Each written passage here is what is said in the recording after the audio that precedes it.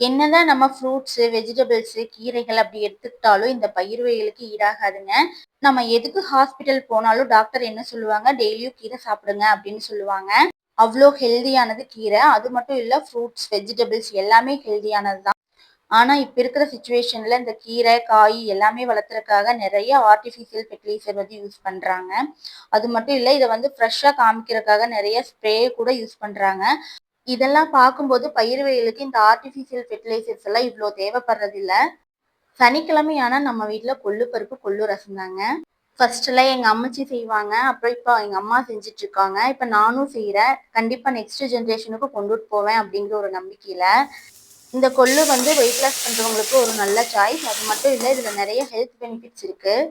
சனிக்கிழமை என்னங்க வாரத்துல ஒரு நாள் எல்லாருமே கண்டிப்பா சாப்பிட வேண்டிய ஒரு ஃபுட் தான் இந்த கொள்ளு. குக்கர்ல போட்டீங்கன்னா 7, 8 விசில் விட்டுக்கணும். நான் வந்து நைட்டே ஊற வச்சு சட்டியில போட்டு வேக வச்சு வச்சிருக்கேன். ரசத்துக்காக கொள்ளு வேக வச்சு தனியா தக்காளி, புளி போட்டு தனியா எடுத்து வச்சாச்சு.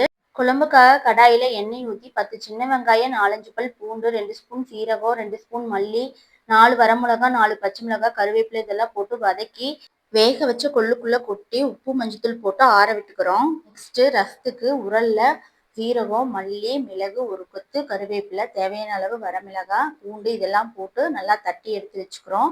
ஒரு கடாயில எண்ணெய் ஊற்றி ஒரே ஒரு சின்ன வெங்காயம், பச்சை மிளகாய், கருவேப்பிலை இது மூணையும் போட்டு நல்லா வதக்கி கொட்டு வச்சிருந்தா அந்த மிக்சியும் போட்டு எண்ணெயிலேயே வதக்கி கொள்ளு வேக வச்ச தண்ணி, தக்காளி, புளி இது மூணையும் கரைச்சி ஊற்றி உப்பு, பெருங்காயத்தூள் போட்டு கொதி வந்தோடனே மல்லித்தலை போட்டா ரசம் ரெடி.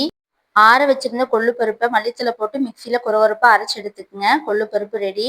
நான் எப்பவுமே கொள்ளு பருப்பு கல்லுல தான் ஆட்டுவேங்க. ஆட்டுறத பார்த்தோன்னே பாப்பாக்கு பசி எடுத்துருச்சு.